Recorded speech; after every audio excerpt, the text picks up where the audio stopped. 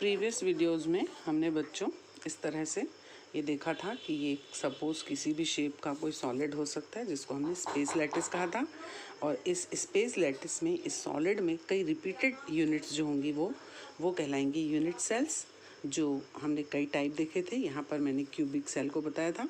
इस cubic cell में ये जो कॉर्नर्स हैं, 8 कॉर्नर्स हैं, इस पर एटम्स जो होंगे वो बैठेंगे आकर के, उसको हम लैटिस साइट कहते हैं।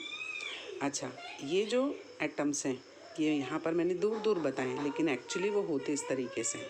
ठीक है, दोनों एटम्स जो होंगे वो एक दूसरे से टच कंडीशन में रहेंगे, और जो दोनों के न्यूक्लियस हैं उसके बीच यदि हम एक लाइन खींचें और उसका यदि हम हाफ करें तो उसको हम कहते हैं आर। Are means radii. ठीक है, ये आर और ये भी आर। ठीक है, तो ये जो लाइन है जिसको हमने एज कहा था, ए से डिनोट करते हैं हम, वो क्यूबिक सेल के लिए क्या हो जाएगी, 2r। क्लियर। इस तरीके से यदि हम और दूसरे सेल्स के लिए निकालें तो टोटल नंबर ऑफ़ एटम्स हमने पहले ही जाने थे कि SC में, सिंपल क्यूबिक में, नंबर ऑफ़ एटम कितना होता है, 1। BCC में नंबर ऑफ़ एटम्स होते हैं 2, और FCC में नंबर ऑफ़ एटम्स 4 होते हैं। ठीक है, SC का एग्जाम्पल है NH4Br और CSBr, BCC का एग्जाम्पल है CHCl, और FCC का एग्जाम्पल है NaCl और KCl। ठीक है, एक बार फिर से देखिए, ये क्यूब सेल थी, एटम एटम, दोनों के न्यूक्लियस को जो लाइन खींच रही है उसको हमने कहा था एज, ए, और उसका जो हाफ होगा वो कहलाएगा आर, इधर पर भी आर। ठीक है, आर हो गया रेडियाई या रेडियस रेशो।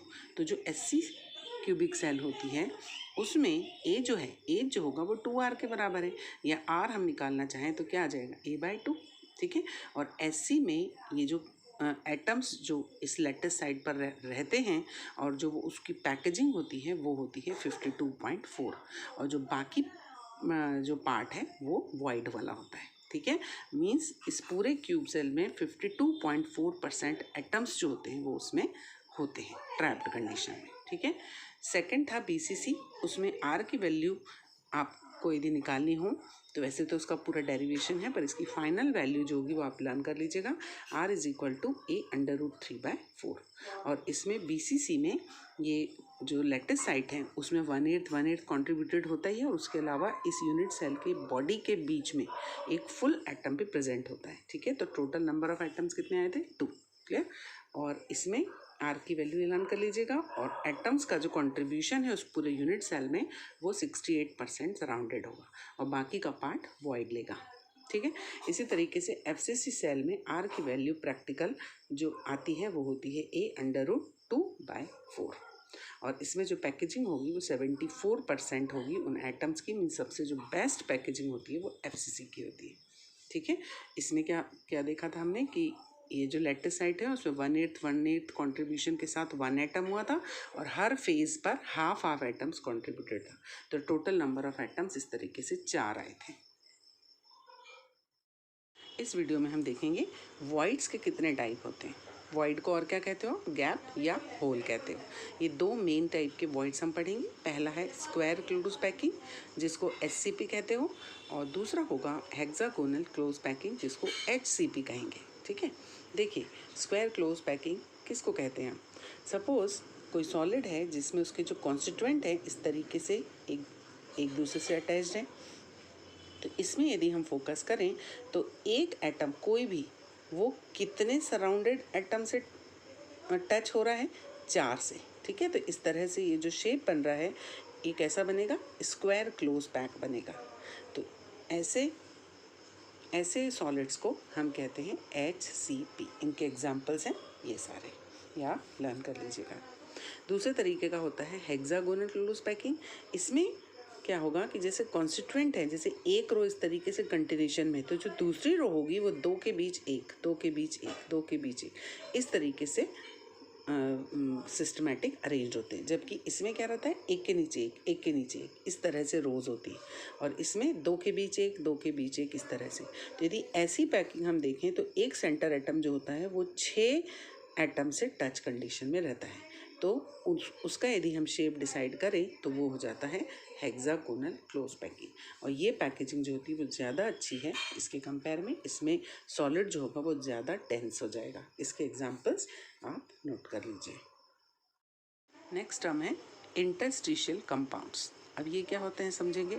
जैसे सपोज एक सॉलिड मैंने बनाया जिसमें प्लस माइनस और फिर नेक्स्ट रो में इधर प्लस है तो इधर माइनस प्लस इस तरीके से अरेंज कंडीशन में है, और इनके बीच जो ओरिजिनल वॉइड्स हैं उसको आप क्या कहते हो, होल, गैप या वॉइड। ठीक है। अब किसी भी रीज़न से यदि कोई अदर स्मॉल साइज पार्टिकल जैसे hydrogen, boron, carbon, nitrogen, oxygen या हीलियम, ये स्मॉल साइज के एटम बाहर आउटर एक्सटर्नल सोर्स से आकर के इन नेचुरल जो वॉइड्स हैं उसमें आकर के यदि ट्रैप कर जाएं तो वो क्या करेंगे, इस सॉलिड की जो टेंसाइल स्ट्रेंथ होगी उसको इंक्रीज कर देंगे, उसको डेंस कर देंगे। तो इस तरीके से अब जो कंपाउंड्स बनेंगे उन कंपाउंड्स को हम बोलते हैं इंटरस्टिशियल कंपाउंड्स।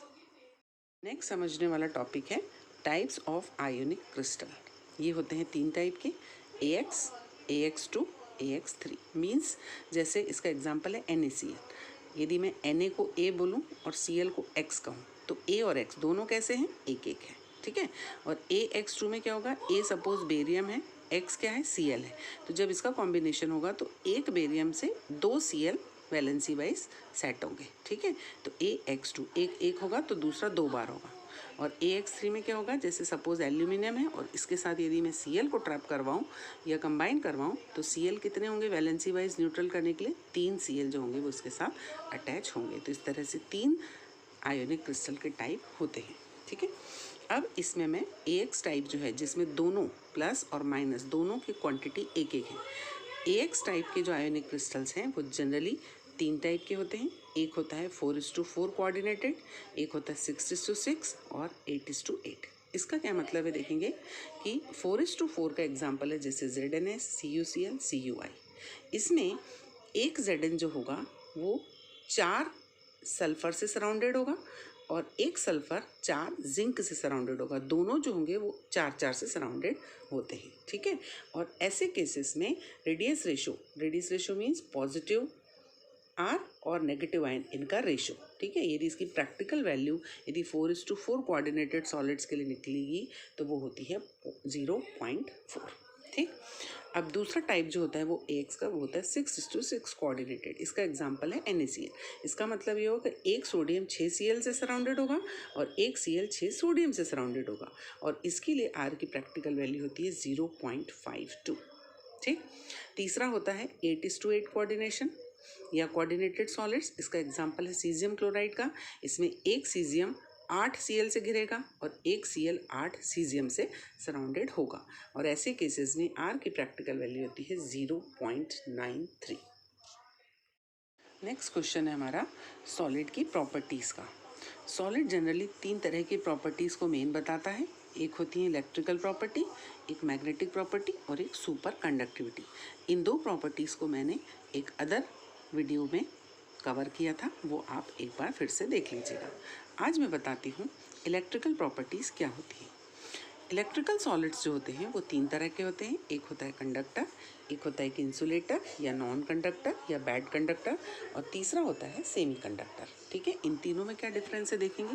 कंडक्टर जो होंगे वो ऐसे सॉलिड्स होंगे जिनमें इलेक्ट्रिसिटी जो होगी वो ईजिली पास हो सकती है। ठीक है। इलेक्ट्रिसिटी पास ईजिली, और इसमें जो पॉजिटिव आयन होता है उसका साइज बड़ा होता है नेगेटिव आयन से, या उसकी क्वांटिटी कैसी होगी, ज़्यादा होगी। इसके एग्जांपल्स नोट करिए, कॉपर, सिल्वर, आयरन।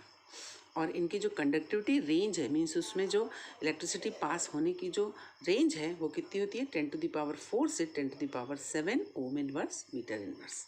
ठीक है। और एक प्रॉपर्टी और याद रखेंगे कि ऐसे सॉलिड्स में यदि टेम्परेचर को इंक्रीज कर दिया जाए तो कंडक्टिविटी जो होगी वो डिक्रीज होगी। ठीक है। दूसरा टाइप होता है ऐसे सॉलिड जो इंसुलेटर्स हैं मीन्स नॉन कंडक्टर, जिनमें इलेक्ट्रिसिटी पास नहीं होती या बहुत वीक होती है, बहुत कम होती है, तो electricity not pass through it. Compact geometry होगी इनकी। ठीक है। और पॉजिटिव और नेगेटिव इन आयंस का जो अट्रैक्शन होगा वो कैसा होगा, इसमें स्ट्रांग होगा। और इनकी कंडक्टिविटी रेंज प्रैक्टिकल वैल्यू होती है 10⁻⁻20 से 10⁻⁻10 ओम इनवर्स मीटर इनवर्स। ठीक है। और एनर्जी गैप इनमें लार्ज होगा, इनमें होता ही नहीं। तीसरे होंगे सेमीकंडक्टर्स। सेमीकंडक्टर्स में क्या होगा, एनर्जी गैप बहुत स्मॉल होगा, 10⁻⁻6 से 10⁻⁴ ओम इनवर्स मीटर इनवर्स इनकी कंडक्टिविटी रेंज होगी। और टेम्परेचर को यदि इंक्रीज़ कर दोगे तो कंडक्टिविटी भी इंक्रीज़ होती है। और इसके एग्जांपल्स हैं ये। और सेमी कंडक्टर्स दो टाइप के होगा, एक एन टाइप और एक पी टाइप। इसका मैं डिटेल अभी बताती हूँ, ठीक है। तो क्या सीखा हमने? कंडक्टर्स जो होंगे उनमें एनर्जी गैप बहुत कम है या है ही नहीं। इंसुलेटर में एनर्जी गैप कैसा है? थोड़ा ज़्यादा है। और सेमीकंडक्टर्स जो होगा इसमें एनर्जी गैप कम है। क्लियर हुआ? तो ये तीन टाइप आप तरीके से नोट करेंगे। एक और शॉर्ट नोट इस चैप्टर में बहुत अच्छा उठता है, वो होता है डोपिंग। ये बहुत ही इंपॉर्टेंट पॉइंट होता है। डोपिंग का मतलब होता है addition of impurities is called doping. Means किसी भी सॉलिड में यदि कोई भी सॉलिड या कोई भी किसी भी तरीके का सब्सटेंस मिला दिया जाए तो वो एज ए इम्प्योरिटी कहलाएगी। या तो वो खुद मिल जाती है या तो फिर हम मिलाएं हमारे किसी और दूसरे मकसद के लिए, ठीक है। तो एडिशन ऑफ इम्प्योरिटी डोपिंग कहलाएगी। जैसे 13 ग्रुप में 14 ग्रुप को ऐड कर दिया जाए, 14 में 13 को कर दिया जाए, या 14 में 15 को कर दिया जाए, या 15 में 14 को कर दिया जाए। तो इस तरह से एक ग्रुप के कंपाउंड्स में दूसरे ग्रुप के कंपाउंड्स को यदि हम ऐड कर दें तो वो एज ए अब इम्प्योरिटी होगी और इस प्रोसेस को हम कहते हैं डोपिंग।